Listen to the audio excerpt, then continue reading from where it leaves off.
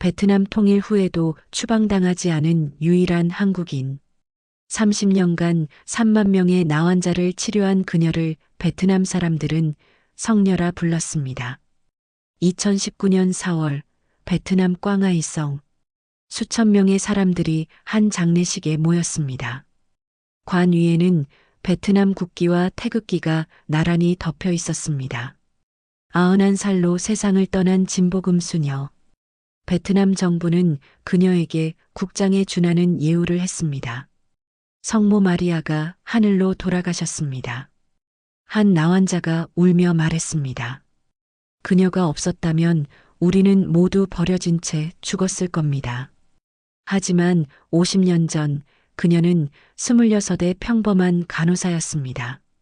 전쟁터로 떠나는 그녀를 가족들은 모두 말렸지만 그녀의 결심은 확고했습니다.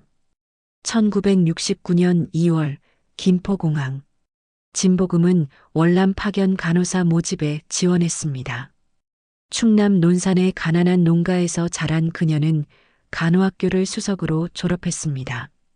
서울의 큰 병원에서 스카우트 제의가 왔지만 그녀는 다른 길을 택했습니다. 저는 가장 소외된 사람들을 돕고 싶습니다. 베트남에 가겠습니다. 어머니는 딸의 손을 잡고 울었습니다. 보금아, 거기는 전쟁터야. 내가 왜 가야 하니? 어머니, 고통받는 사람이 있는 곳이 제가 있어야 할 곳입니다.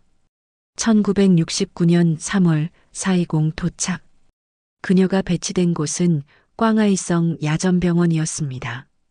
베트콩의 공격이 가장 빈번한 지역이었습니다. 첫날부터 충격의 연속이었습니다. 포탄에 팔다리를 잃은 군인들, 네이팜탄에 화상을 입은 민간인들, 하루에 100명이 넘는 환자를 돌봐야 했습니다. 의료 물자는 턱없이 부족했고 위생 상태는 열악했습니다. 그런데 더 충격적인 것을 발견했습니다. 병원 뒤편 정글에 나환자촌이 있었던 것입니다. 200명이 넘는 나환자들이 아무런 치료도 받지 못한 채 죽어가고 있었습니다. 진보금은 점심시간마다 그곳을 찾았습니다. 처음에는 나환자들도 그녀를 경계했습니다. 한국 간호사가 왜 우리를 찾아오지? 하지만 그녀가 상처를 소독하고 약을 발라주자 조금씩 마음을 열었습니다. 1970년 5월 진보금은 중대한 결정을 내렸습니다. 야전병원을 그만두고 나환자촌에서 살기로 한 것입니다. 상관이 경악했습니다. 진 간호사 미쳤소? 거기는 지옥이야. 저에게는 천국입니다. 저를 필요로 하는 사람들이 있으니까요. 그녀는 작은 판자집을 짓고 나환자촌에 정착했습니다. 매일 아침 6시에 일어나 환자들을 돌봤습니다. 상처를 씻고 약을 바르고 붕대를 감았습니다. 손이 없는 환자에게는 밥을 먹여주고 눈이 먼 환자에게는 책을 읽어주었습니다. 처음에는 약이 부족해 한국군 부대를 찾아다니며 구걸하다시피 했습니다. 1971년 기적 같은 일이 일어났습니다. 그녀의 헌신적인 활동이 알려지면서 국제 구호단체들이 지원을 시작한 것입니다. 의약품, 의료장비, 건축자재가 도착했습니다. 진보금은 나환자 전문 병원을 짓기 시작했습니다. 마을 사람들도 도왔습니다. 처음에는 나환자를 꺼리던 그들도 진보금의 모습에 감동했습니다. 1972년 3월 꽝아이 자해병원 개원. 병상 50개 규모의 작은 병원이었지만 나환자들에게는 천국이었습니다. 개원식 날 한 노인이 진보금의 손을 잡고 말했습니다. 당신은 부처님이 보낸 천사입니다. 1973년 베트남 철수 명령. 한국 정부는 모든 민간인에게 귀국을 명령했습니다. 하지만 진보금은 거부했습니다. 저는 환자들을 버리고 갈 수 없습니다. 그들이 저의 가족입니다. 1975년 4월 30일 420 함락. 베트남 전쟁이 끝났습니다. 공산정부는 모든 외국인을 추방했습니다. 그런데 진보군만은 예외였습니다. 새 정부 관리가 병원을 방문했을 때 나환자들이 모두 나와 진보금을 지켰습니다. 이분을 내쫓으면 우리도 함께 죽겠습니다. 관리는 놀랐습니다. 적국 국민을 이렇게 보호하다니. 그는 상부에 보고했고 특별 체류 허가가 내려졌습니다. 통일 베트남에서 진보금의 활동은 계속되었습니다. 오히려 정부의 지원을 받게 되었습니다. 그녀는 베트남 전역을 돌며 나환자를 찾아 치료했습니다. 산골 오지, 메콩 삼각주, 어디든 나환자가 있다는 소식을 들으면 달려갔습니다. 1980년 그녀는 베트남 국적을 신청했습니다. 한국 정부는 만류했지만 그녀의 뜻은 확고했습니다. 저는 베트남 사람들과 함께 살고 함께 죽고 싶습니다. 베트남 정부는 즉시 국적을 부여했습니다. 외국인으로서는 최초였습니다.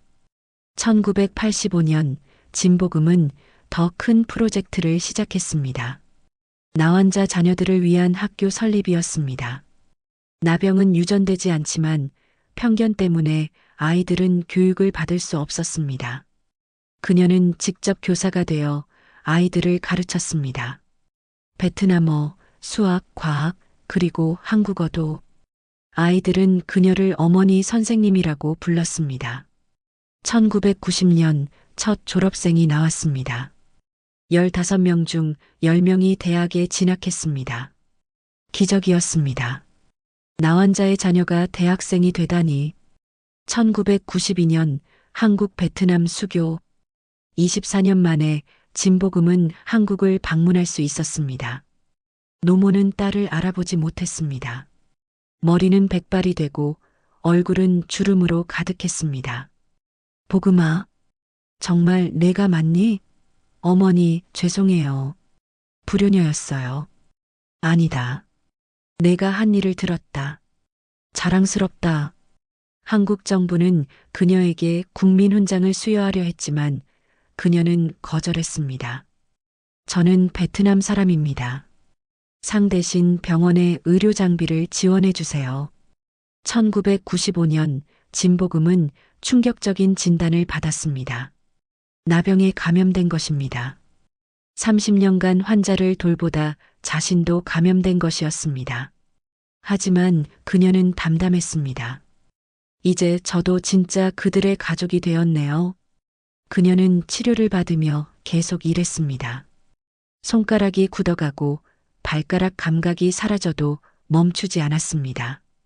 2000년 WHO가 그녀의 병원을 방문했습니다.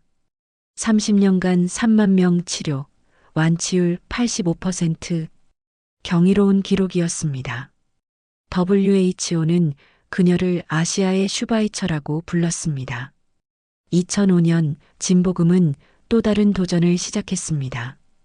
에이즈 환자 돌봄이었습니다. 베트남에서 에이즈는 나병보다 더 큰 낙인이었습니다. 하지만 그녀에게는 똑같은 환자일 뿐이었습니다. 병이 사람을 차별하지 않듯 저도 환자를 차별하지 않습니다. 80세가 넘은 나이에도 그녀는 새로운 의학 지식을 공부했습니다. 에이즈 병동을 만들고 호스피스 시설을 갖췄습니다. 2010년 베트남 정부 최고 훈장 수여. 호치민 주석 다음으로 높은 영예였습니다. 2015년 진보금은 파킨슨병 진단을 받았습니다. 더 이상 의료 활동은 불가능했습니다. 하지만 그녀는 병상에서도 후배들을 교육했습니다. 그녀가 키운 의사와 간호사가 300명이 넘었습니다. 그들이 베트남 전역에서 그녀의 정신을 이어가고 있었습니다. 2018년 90세 생일. 베트남 전국에서 축하 메시지가 왔습니다. 대통령, 총리, 장관들, 그리고 수만 명의 시민들. 그녀는 침대에서 일어나 인사했습니다. 제가 베트남을 사랑한 것보다 베트남이 저를 더 사랑해 주셨습니다. 2019년 4월 15일 진보금 선종. 향년 91세. 그녀의 죽음에 베트남 전체가 애도했습니다. 국영방송은 특집방송을 편성했고 신문들은 일면에 그녀의 일생을 실었습니다. 장례식에는 5만 명이 참석했습니다. 나환자, 에이즈 환자, 그들의 가족, 그리고 그녀가 치료한 수많은 사람들. 그녀의 관은 베트남 국기와 태극기로 덮였습니다. 묘비에는 이렇게 새겨졌습니다. 베트남을 사랑한 한국의 딸, 진복음 1928년 탄생 2019년 선종. 진복음이 세운 병원은 지금도 운영되고 있습니다. 매년 5천 명의 환자가 치료받고 있습니다. 병원 입구에는 그녀의 동상이 서 있습니다. 나환자를 안고 있는 모습입니다. 동상 아래 새겨진 글귀. 사랑은 국경도, 질병도, 편견도 넘어선다. 한 간호사가 모든 것을 버리고 택한 사랑의 길. 그 길이 3만 명의 생명을 구했고 한 나라의 마음을 움직였습니다. 오늘도 꽝아이 병원에서는 새로운 생명이 태어나고 있습니다.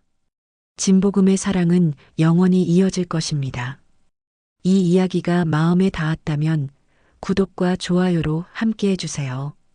국경을 넘은 사랑의 이야기를 계속 전하겠습니다.